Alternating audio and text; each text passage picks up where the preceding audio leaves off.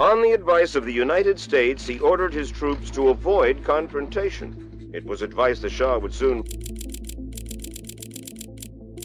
In 1953, a democratically elected leader was removed from power in Iran. No invasion, no declared war, no foreign army crossing the border. And yet, within a matter of days, a government collapsed and the political trajectory of an entire country was abruptly redirected. At first glance, the event appears local, a national crisis unfolding within the boundaries of a single state. But once placed on a map, the scale changes immediately. Iran stretches across more than 1.6 million square kilometers. To the north, it shares over 2,000 kilometers of border with the Soviet Union. To the south, its coastline opens onto the Persian Gulf, a narrow but decisive corridor through which a growing share of global oil was already flowing in the early 1950s. By 1950, Iran was producing more than 600 barrels of oil per day. This was not simply an economic asset. It was a strategic pressure point in a world increasingly structured by industrial dependency and Cold War rivalry. So the question is not simply why a government fell. The question is why it happened here at this exact moment in a country positioned between competing spheres of influence. Because what unfolded in Iran in 1953 was not an isolated political crisis. It was a method, a quiet mechanism of power, one that would shape how governments could be changed without war. In the first half of the 20th century, Iran occupied a position of exceptional strategic importance. Its territory, covering approximately 1.6 million square kilometers, connected Central Asia, the Middle East, and the Indian subcontinent.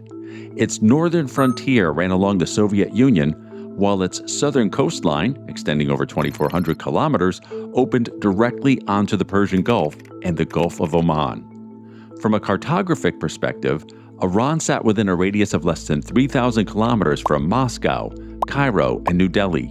It was not peripheral. It was a hinge. Yet geography alone does not explain its importance. The decisive factor lay underground. In 1908, oil was discovered in Masjid Soliman in the southwest of the country. Within a few decades, Iran had become one of the principal energy producers in the world. By the late 1940s, production exceeded 600,000 barrels per day. This production was concentrated around a single critical node, Abadan. Located near the Shat al-Arab waterway, the Abadan refinery became one of the largest in the world. It employed tens of thousands of workers and processed a substantial share of global petroleum output. But control over this system remained external.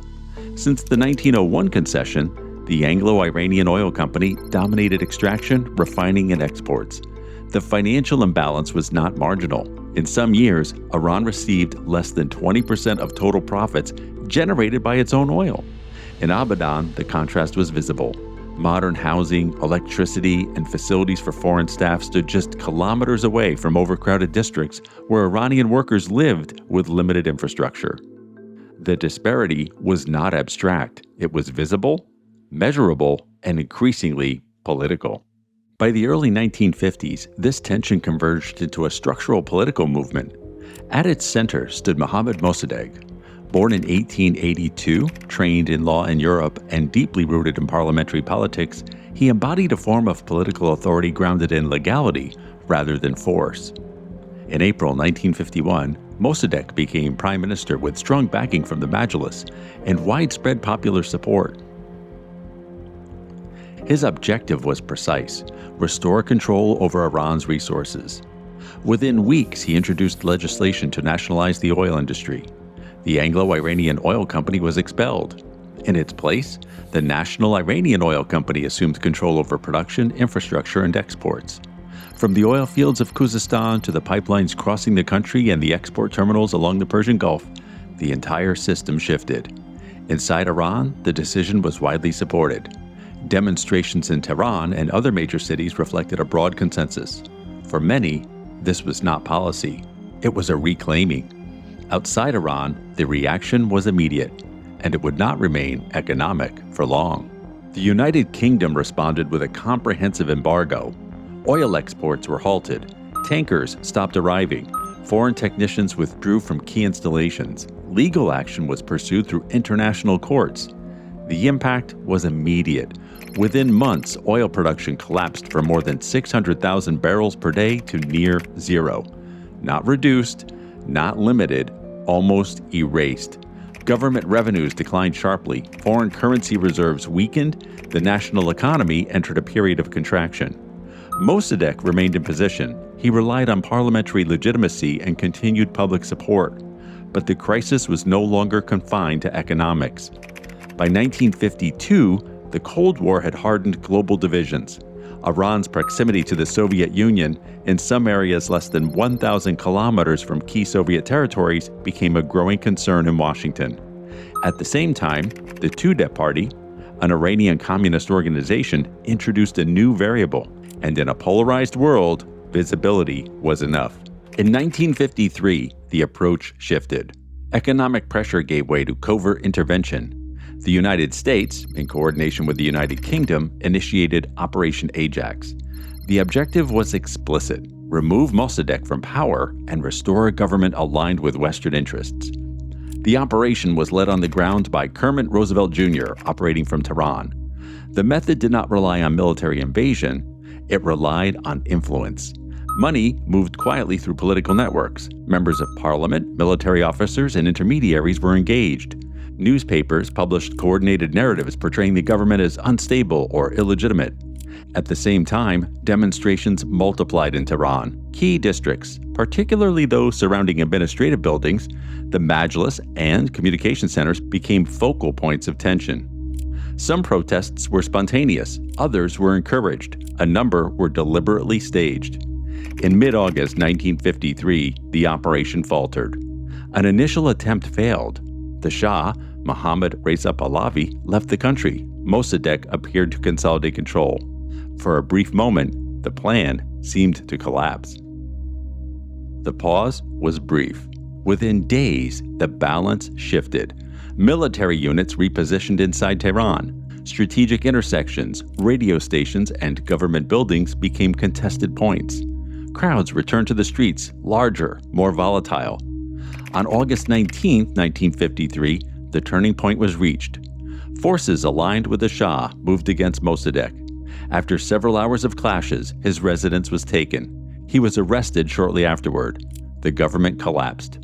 Mossadegh was later tried and placed under house arrest, where he remained until his death in 1967. The Shah returned to Iran soon after and re-established authority. A government had fallen without a war. That was the point. Following the coup, Iran's international orientation shifted clearly. The country became a central ally of the United States in the Middle East. Economic cooperation expanded, particularly in the oil sector. A new international consortium was established to manage production. American companies acquired a significant share alongside British and other Western interests. Oil production resumed. Iran re-entered global markets. At the same time, military cooperation intensified. Iran's position along the southern edge of the Soviet sphere made it strategically valuable within Cold War containment policies. During the 1960s and 1970s, the country experienced rapid transformation. Infrastructure expanded, industrial capacity increased, urban populations grew. But beneath that growth, tensions accumulated. The events of 1953 did not end with the restoration of the monarchy. They settled into memory. For many Iranians, the coup represented a moment when external intervention altered the outcome of a democratic process. This perception did not fade. In 1979, the Iranian Revolution marked a decisive rupture. The monarchy was overthrown. Relations with the United States deteriorated rapidly. Today, the 1953 coup remains a key reference point in understanding Iran's position on the global stage. It illustrates how economic interests, geopolitical strategy, and covert operations can converge at a precise moment. Iran was never formally colonized, yet at a critical point in its history, its political trajectory was shaped from the outside.